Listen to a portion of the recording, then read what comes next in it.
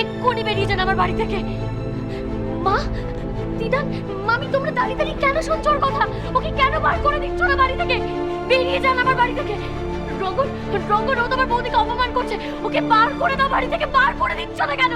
আচ্ছা, ভালোবেসে বিয়ের প্রস্তাব দেওয়াটা কি অপমান করা হয়? মামি, ওকে চুপ, মাথা ঠান্ডা কর। রক্তিম, রক্তিম, এসো আমার সাথে এসো। দেখো, অ্যাকচুয়ালি তুমি কি বলতে চাইছো আমরা কেউ কিছু বুঝতে পারছি না তো। মামি, তুই দাঁড়া, আমাকে কথা বলতে দে। এসো তো আমরা কথা বলি। এসো রক্তিম। মরি, রক্তিম তোমাকে কবে এত সব কথা বললো? আমার তুমি কিছু জানাওনি? জানানোর কি আছে মা? পাগলের প্রলাপ। আমি তোকে বলেই দিয়েছি যে আমার পক্ষে আর দ্বিতীয়বার বিয়ে করা সম্ভব নয়। হ্যাঁ, ময়ূরাক্ষী আমাকে প্রত্যাখ্যান করেছে, কিন্তু আমি না শুনতে অভ্যস্ত নই। আমি জানি হয়তো এইভাবে আপনাদের প্রস্তাবটা দেওয়াতে আপনারা সকলেই অপ্রস্তুত হয়ে পড়েছেন, কিন্তু আমার ইন্টেনশনটা জেনুইন এবং সেই জন্যই আমি আমার বাড়িতে জানিয়েছি। কি? তুমি সত্যি এতটা সিরিয়াস? তোমার বাড়িতে তুমি সত্যি জানিয়েছো? হ্যাঁ, আমি জানিয়েছি। আমার বাবা হয়তো আসতেন আমার সাথে, কিন্তু বাবা আসলে আপনারা আরোই অপ্রস্তুত হয়ে পড়তেন, তাই উনি ঠিক টাইমে আসবেন। আপনারা প্লিজ একবার ভেবে দেখবেন।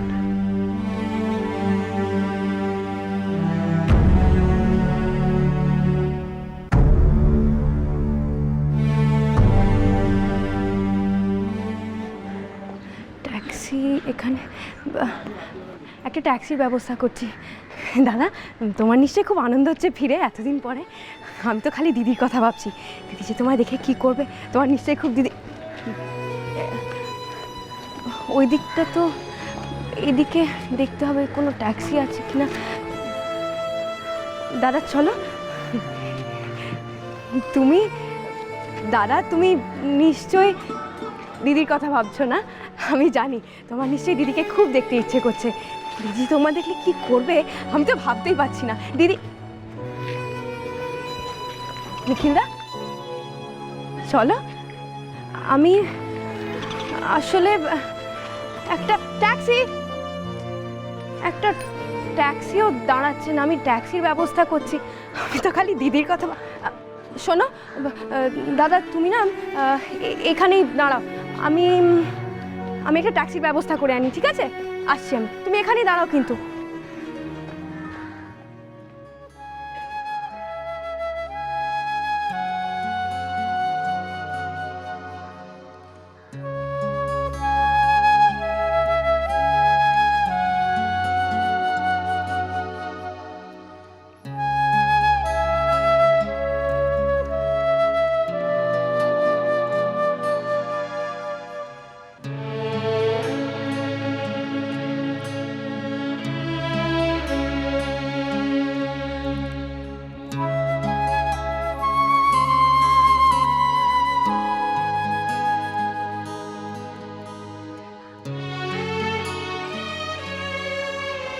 দাদা চলো ট্যাক্সি। দাদা,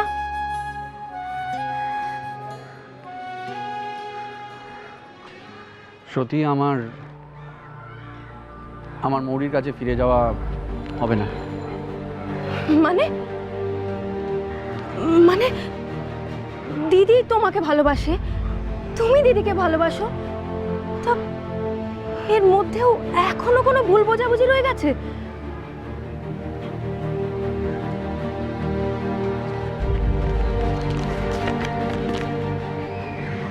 তুমি যদি তোমার বউয়ের প্রাণের মায়া করো তাহলে খবরদার নিজের আসল পরিচয় সবার কাছ থেকে গোপন রাখবে। ভুলে যেও না যে তুমি জগতের কাছে মৃত। আসলে কি বলতো, আনফর্চুনেটলি আমার বন্দি দশা এখনো শেষ হয়নি। যারা আমাকে আতঙ্কবাদী হিসাবে বন্দি করে রেখেছিল তাদের তাদের কোনো না কোনো স্বার্থ তো ছিলই, কোনো না কোনো স্বার্থ ছিল। আর আমি জেল থেকে মুক্তি পাওয়াতে তারা মোটেই খুশি না, তাদের বেশ বেশ অসুবিধাই হচ্ছে, আর তার জন্য এই হুমকি।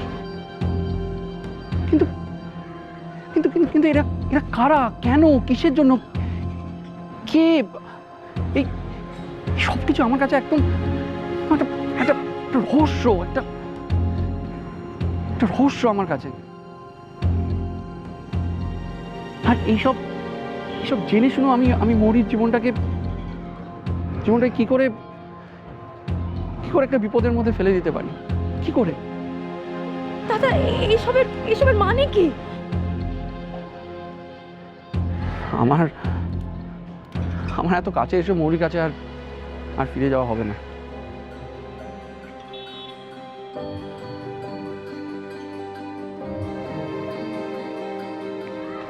কি ভেবেছিলাম বলো তো? ভেবেছিলাম যে যদি দূর থেকেও একবার একটি বারের জন্য যদি ওকে দেখতে পেতাম। দাদা দাদা তুমি এখন তাহলে কি করবে, কোথায় যাবে? আচ্ছা একটা কাজ করো না, আপাতত আমার বাড়িতে চলো। না না আমার ওখানে না না না না সত্যি না, আমি এখন একদম একা থাকতে চাই। আমি এখন একদম একা থাকতে চাই, কারোর কাছে গিয়ে। আসলে যতক্ষণ আমি এই চক্রভিউ থেকে বেরিয়ে আসছি, চক্রান্ত থেকে নিজেকে বার করছি, ততক্ষণ আমার কোনো পিছুটান থাকলে চলবে না।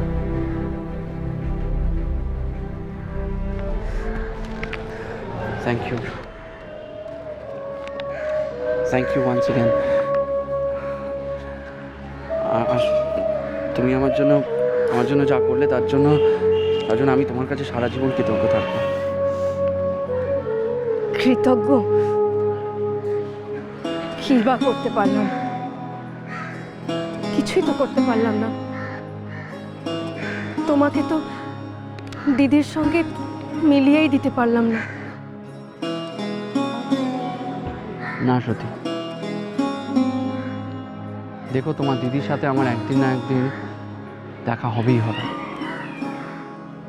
কিন্তু তার আগে তোমাকে আমাকে একটা প্রমিস করতে হবে।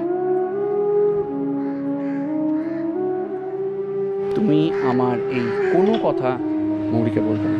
না, একদম না।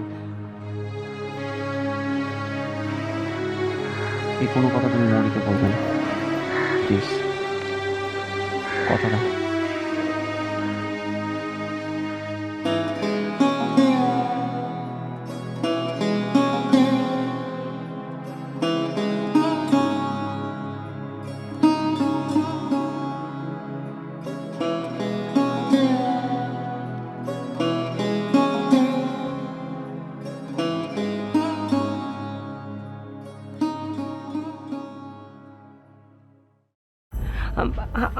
আমি কি বলবো বুঝতে পারছি না, হঠাৎ করে এরকম একটা প্রস্তাব। আমি জানি নীলিমা, সত্যি খুব হঠাৎ করে।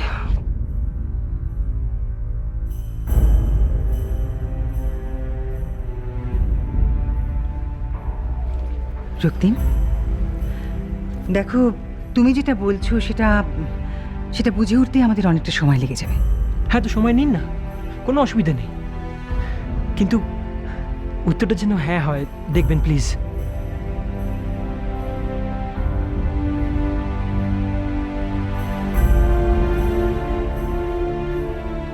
শোনো রক্তিম, আমাদের হ্যাঁ বা নায় কিচ্ছু যায় আসে না।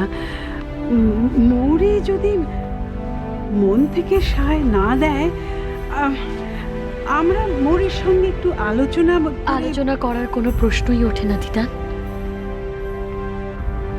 আমার উত্তরটা যখন না, তখন আমরা এত কথা কেন বলছি?